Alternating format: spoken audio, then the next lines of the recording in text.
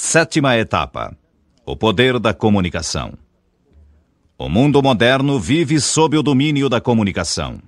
Daí a necessidade imperiosa que o homem sente de se comunicar, primeiro pela linguagem falada, depois pela linguagem escrita. Sabe da importância do que é escrito a fim de documentar suas ideias. O pensamento latino verba volant scripta manent, as palavras faladas voam, as escritas permanecem, vem ao encontro da prova documental. A palavra comunicar, afirma o Itaker Penteado, vem do latim comunicare, com a significação de tornar comum. Comunicação é convivência. Está na raiz de comunidade, agrupamento caracterizado por forte coesão, baseada no consenso espontâneo dos indivíduos. Consenso quer dizer acordo, consentimento. E essa acepção supõe a existência de um fator decisivo na comunicação humana. A compreensão que ela exige para que se possam colocar em comum ideias, imagens e experiências. O jornal, o rádio e a televisão unem os homens pela comunicação, pela cultura, pelo ensino. Hoje, as notícias correm céleres, atingem a todos os pontos cardeais com grande velocidade. Podemos sentir os efeitos desse milagre de comunicação em nosso país, do Acre ao Rio Grande do Sul, graças à Embratel. O homem de nossos dias não pode isolar-se, deixando de se identificar nos momentos necessários. Tudo ao seu redor é comunicação, num veemente apelo à sua palavra falada e escrita. Os jornais divulgam todas as informações e abrem suas colunas às cartas dos leitores.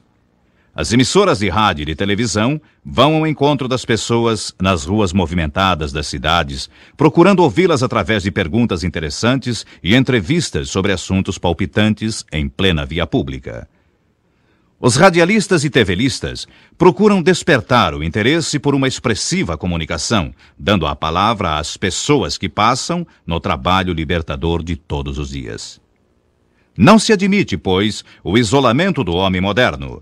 Ele tem necessidade de identificar-se, de transmitir o que sente e o que pensa. Consequentemente, é de importância vital que você faça valer a sua personalidade através de uma comunicação inspirada na simpatia e na empatia. A empatia é assim conceituada por Aurélio Buarque de Holanda Ferreira. Tendência para sentir o que se sentiria caso se estivesse na situação e circunstâncias experimentadas por outra pessoa. Nós complementaríamos dizendo tratar-se da técnica de saber se colocar, sem emoções ou sentimentos, no lugar de outra pessoa, procurando encontrar explicação para as atitudes dela que fujam ao senso comum e normal. Na simpatia, existe sempre um sentimento emocional muito forte envolvendo o julgamento, tornando o indivíduo tendente a ser capcioso. Ninguém condenaria friamente a pessoa que ama. O mesmo pode ser dito em sentido oposto quanto à antipatia. É difícil julgar com isenção de ânimos a quem sentimos antipatia. Colocada como fiel da balança entre uma e outra, a empatia cumpre a finalidade de permitir a análise sem que haja envolvimento emocional.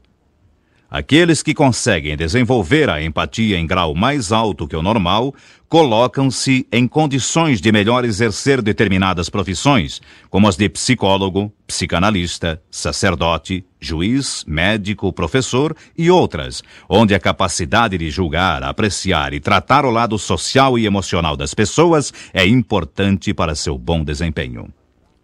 Personalidade do orador. O orador precisa ser autêntico. Deve revelar a personalidade em toda a sua plenitude.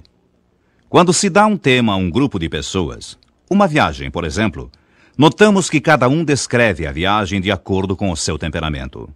Uns se limitam apenas a descrevê-la, sem acrescentar pormenores que enriqueçam a ilustração do passeio. Existem os que ilustram a descrição, apresentando fatos curiosos e humorísticos. Outros talvez procurem estabelecer paralelo entre a viagem em si, os locais visitados e fatos sociais, históricos ou religiosos a ela ligados. E ainda há os que se lembram de episódios verdadeiramente agradáveis e emocionantes. É a maneira de contar a viagem, valorizando-a com tudo o que é agradável, que caracteriza o bom comunicador, o excelente orador. Na arte como na ciência, segundo Goethe, no fazer como no agir, tudo está em apanhar claramente um assunto e tratá-lo de conformidade com sua natureza. Como ilustração do que acabou de ser dito, acompanhe a descrição feita pelo saudoso jornalista de São Paulo, Rubens do Amaral, em torno do tema Um Trem Parte de São Paulo. Sinta o poder descritivo do autor fazendo a viagem com ele. O chefe do trem trilou por 2 vezes o apito e, alternando, respondeu-lhe o mugido curto e rouco da locomotiva num eco rápido pelas arcadas da Estação da Luz. O comboio largou macio e resvalou ao longo da plataforma, ganhando velocidade em crescentes impulsos. A fumarada da chaminé anuviou o recinto, invadiu em ondas os carros e lançou nos ares novelos pardacentos que se desenrolaram turbilhonando, acenderam esgarçados e se confundiram na garoa da manhã de inverno. Nos quadros das janelinhas perpassaram, instantâneas, a correr para trás, a ponte da rua Couto de Magalhães, as muralhas da Sorocabana, cabinas, postes, máquinas, vagões. Apareceram à direita o Bom Retiro, bairro feito de cortiços a formigar em redor de grandes fábricas. À esquerda, os Campos Elíseos, na sua pretensiosa mediania de velho arrabalde aristocrático, que a Avenida e o Higienópolis desbancaram.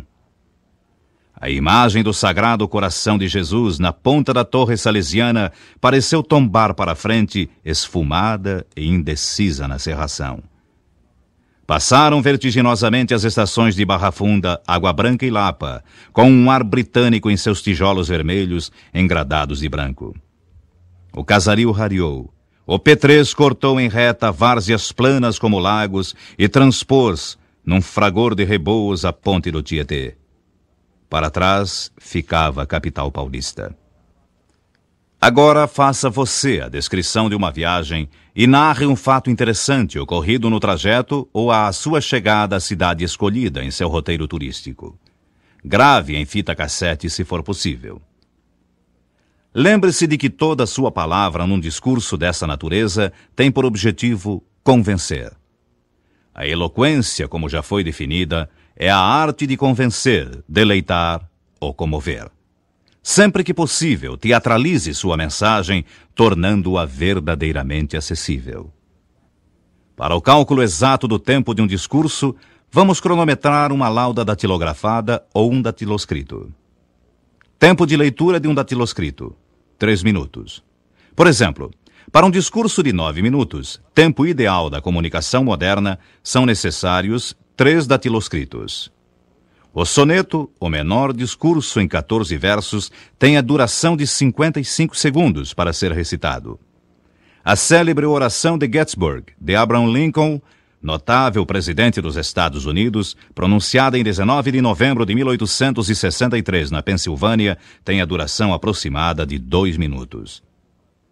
A oração O Prazer de Servir, de Gabriela Mistral, tem também a duração de 2 minutos aproximadamente.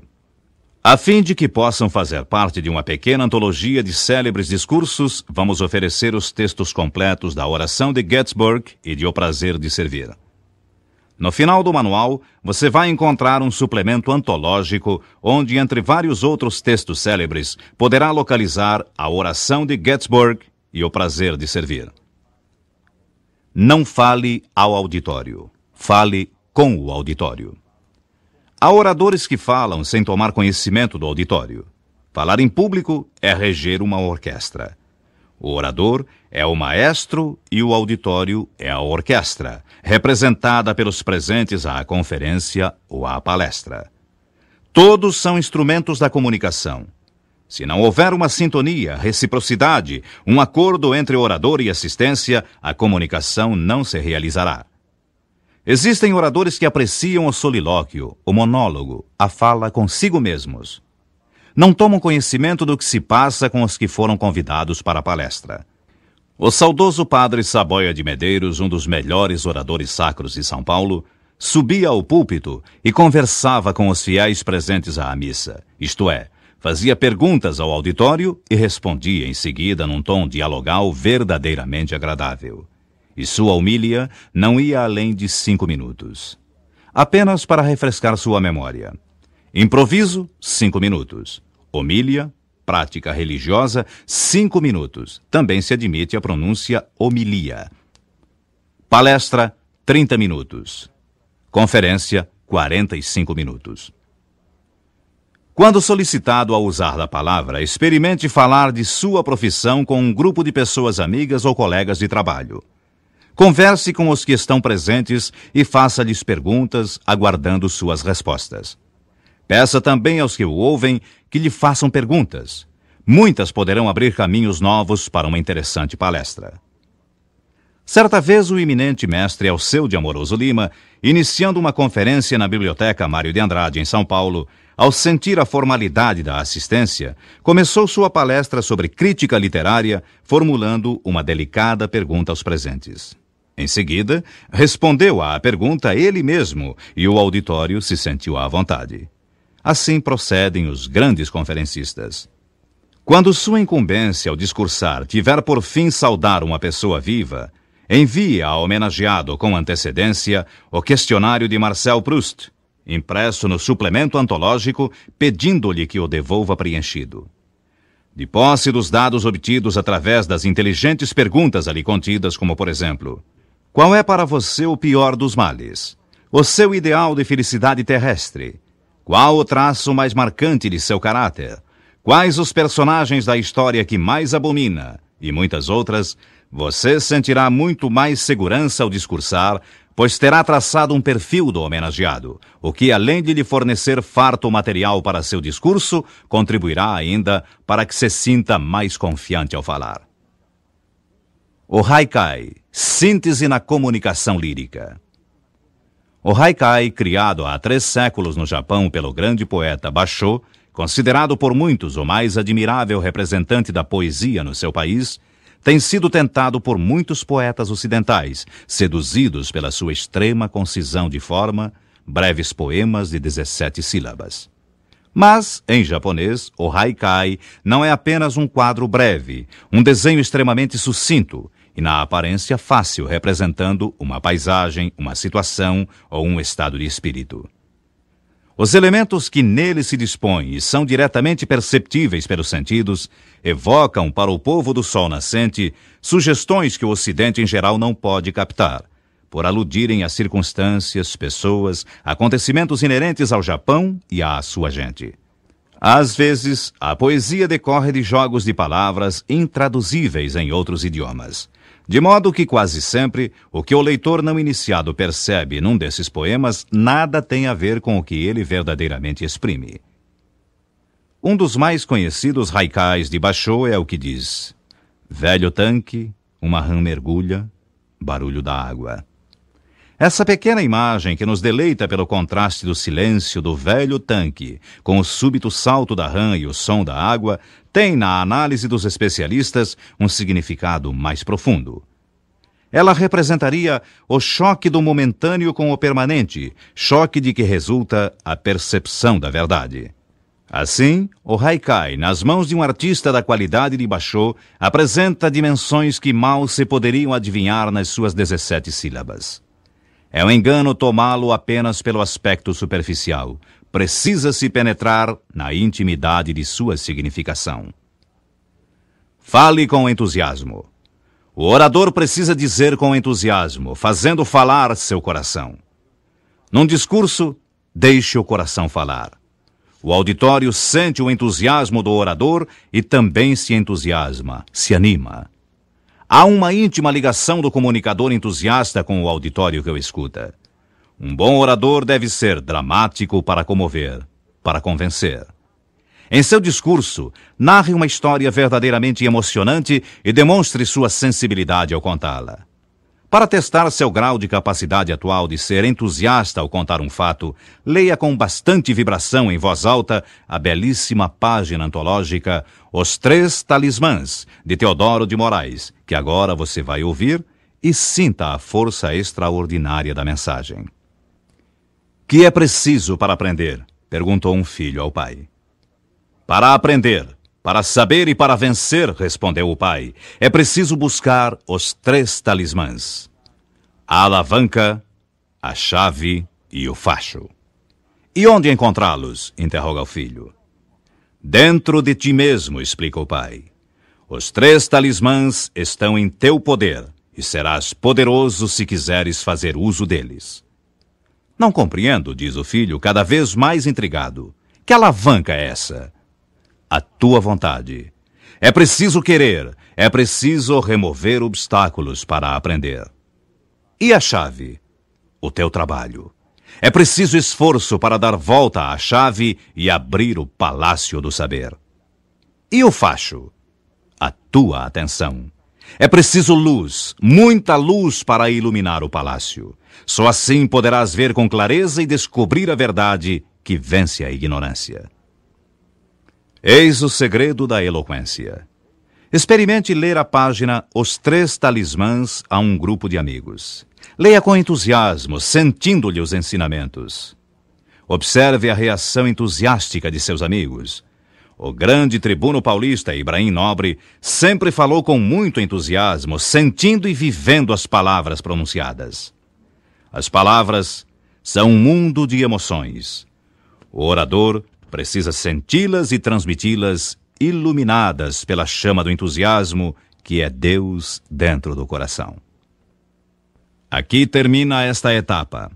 Para melhor aproveitamento do programa que você vem fazendo, é importante que ouça cada uma das etapas em ordem sequencial e tantas vezes quantas achar necessário para uma boa assimilação do assunto abordado.